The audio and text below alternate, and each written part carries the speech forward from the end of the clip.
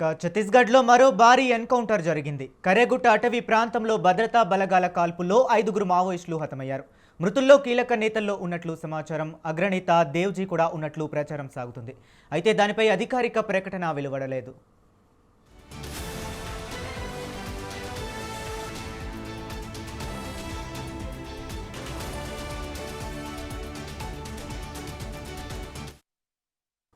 తెలంగాణ ఛత్తీస్గఢ్ సరిహద్దు ప్రాంతంలో ఆపరేషన్ కగార్ 2లో భాగంగా సిఆర్పీఎఫ్ పోలీసుల కూంబింగ్ చేపట్టాయి. సుమారు 2000 మంది బలగాలతో ఉదయం నుంచి జల్లెడ పడుతున్నాయి.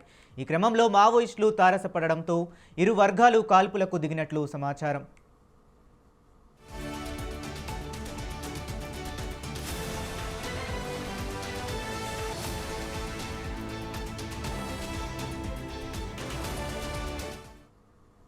మావోయిస్టు అగ్రనేతలు దేవ్జీ సోదీ కోసం కూంబింగ్ చేపట్టగా మరోవైపు లొంగుబాటుకు అగ్రనేతలు సిద్ధమవుతున్నారు. ఈ ఏడాది మార్చి 31 నాటికి దేశంలో మావోయిస్టుల ఉనికిని పూర్తిగా తుడిచిపెట్టాలని కేంద్రం లక్ష్యంగా పెట్టుకునే కగార్ 1, కగార్ 2 ఆపరేషన్లను మరింత ఉధృతం చేసింది. దీనికి డెడ్లైన్ ఇంకా 40 రోజులే మిగిలి ఉంది.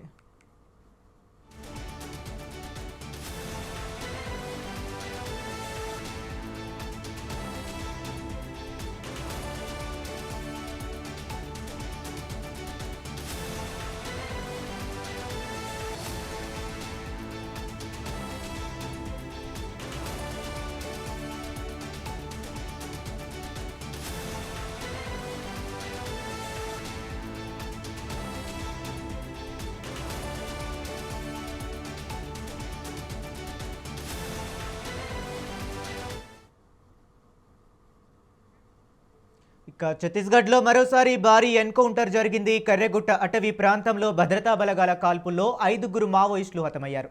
మృతుల్లో కీలక నేతలు ఉన్నట్లు సమాచారం. అగ్రనేత దేవ్జీ కూడా ఉన్నట్లు ప్రచారం సాగుతుంది. అయితే దానిపై అధికారిక ప్రకటన వెలువడలేదు.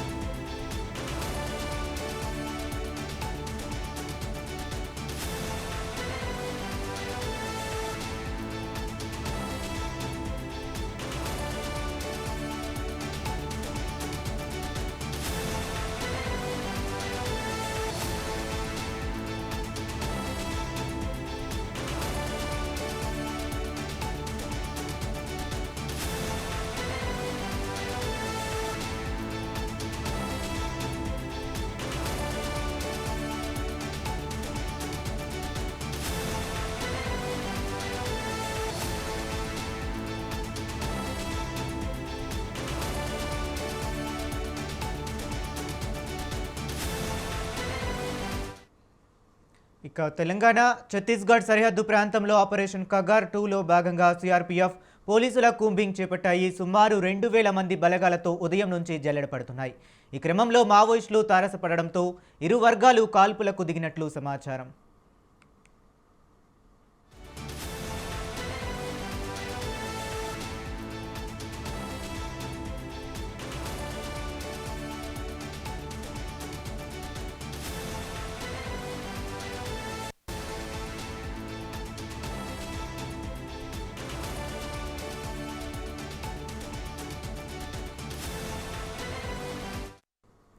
మావోయిస్ట్ అగ్రనేతలు దేవ్జీ సోదీ కోసం కూంబింగ్ చేపట్టగా మరోవైపు లొంగుబాటుకు అగ్రనేతలు సిద్ధమవుతున్నారు. ఈ ఏడాది మార్చి 31 నాటికి దేశంలో మావోయిస్టుల ఉనికిని పూర్తిగా తుడిచిపెట్టాలని కేంద్రం లక్ష్యంగా పెట్టుకునే కగార్ 1, కగార్ 2 ఆపరేషన్లను మరింత ఉధృతం చేసింది. దీనికి డెడ్లైన్ ఇంకా 40 రోజులే మిగిలి ఉంది.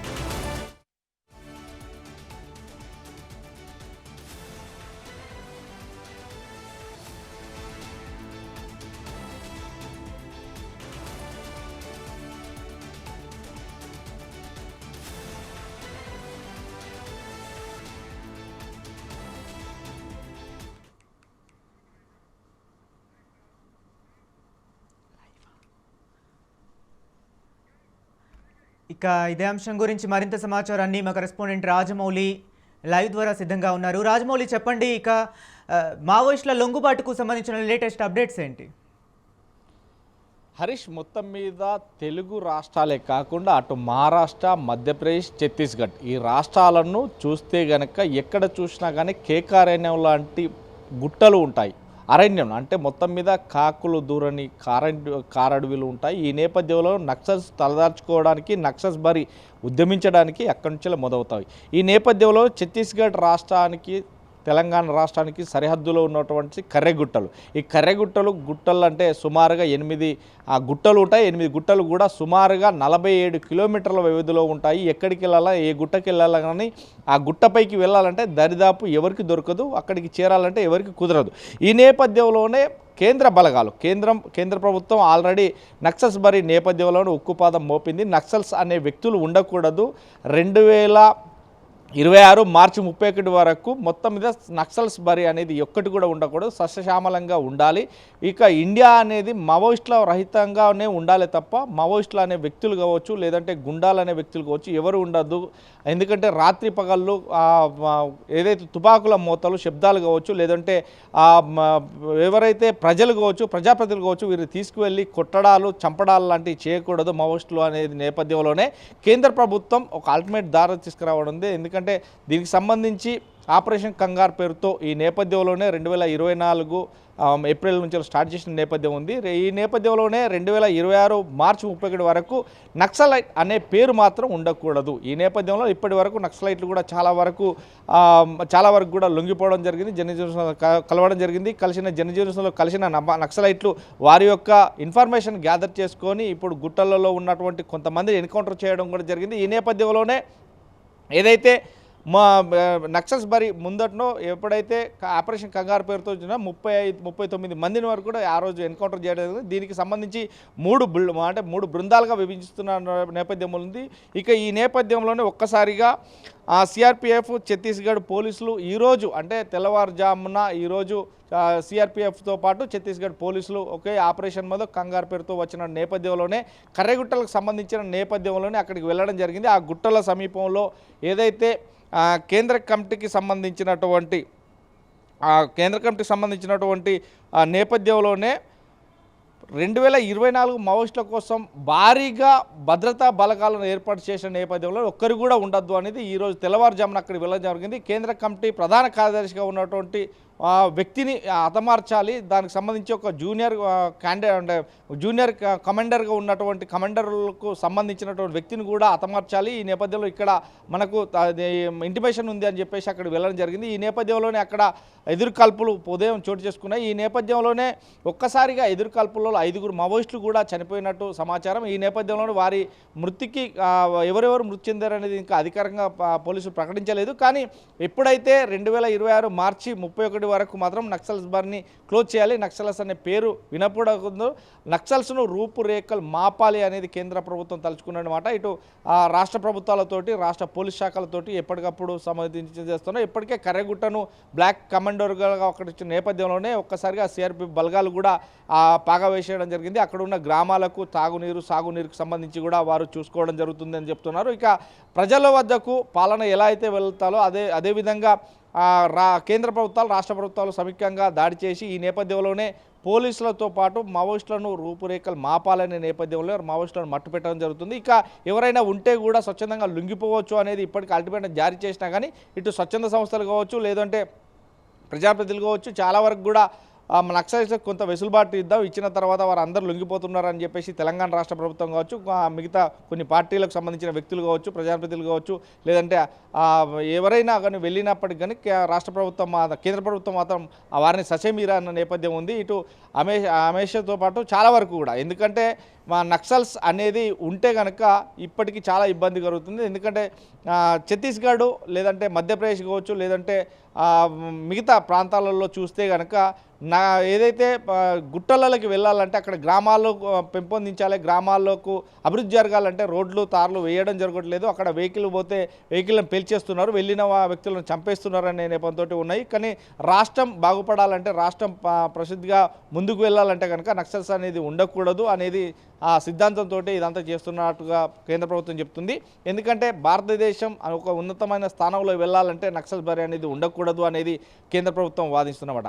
ఈ నేపథ్యంలోనే ఈరోజు జరిగిన ఎన్కౌంటర్లో 5గురు మృతి చెందారు. దీనికి సంబంధించినటువంటి మావోయిస్టు కేంద్ర పార్టీకి సంబంధించినటువంటి మావోయిస్టు ప్రధాన కార్యదర్శి కూడా కొద్దిసేపట్లో ప్రాణాలు గుప్పిట్లో పెట్టుకొని తప్పించుకున్నారు. అదేవిధంగా జూనియర్ మిలిటరీలకు సంబంధించినటువంటి ఒక వ్యక్తి కూడా తప్పించుకోపోయారు అనేది మాత్రం తెలుస్తుంది. ఈ నేపథ్యంలోనే 2 రోజులుగా అంటే 2000 మందితోటి 2 రోజులుగా గాలింపు చర్యలు చేపడుతున్నారు. కర్రెగుట్టను పోలీసులు మాత్రం ఆధీనంలోకి తీసుకున్నారు. అక్కడ డేరాలు వేసి అక్కడే పాగాలు వేస్తున్నారు. మొత్తం మీద అక్కడ ఒక షెల్టర్ జోన్గా ఏర్పరచుకున్నారు.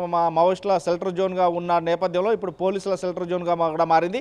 ఆ నేపథ్యంలో అక్కడ ఉన్నటువంటి కరెంటుకు సంబంధించి కావచ్చు, లేదంటే విద్యుత్కు సంబంధించి కావచ్చు, కాంతులు వెలుగుతున్నాయి. ఈ నేపథ్యంలోనే సుమారుగా ఎటు చూసినా 46-47 కిలోమీటర్ల వ్యవధిలో ఉన్నటువంటి కర్రెగుట్టలు సైతం పోలీసులు కేంద్ర బలగాలు అక్కడ చేరుకొని మాత్రం ఇటు ఛత్తీస్గఢ్, మధ్యప్రదేశ్, ఇటు మహారాష్ట్ర 3, ఇటు తెలంగాణ, ఆంధ్రప్రదేశ్ ఈ 5 రాష్ట్రాలకు సరిహద్దులో ఉన్నటువంటి ఈ గుట్టలు ఎక్కడున్నా కానీ ఆ సరిహద్దులో ఉన్న గుట్టలను మాత్రం జల్లెడపడుతున్నారు. ఎక్కడ మావోయిస్టులు ఉన్నా కానీ ఏరిపారేయడానికి సుఖంగా ఉన్నట్టుగా మనకు తెలుస్తుంది హరీష్.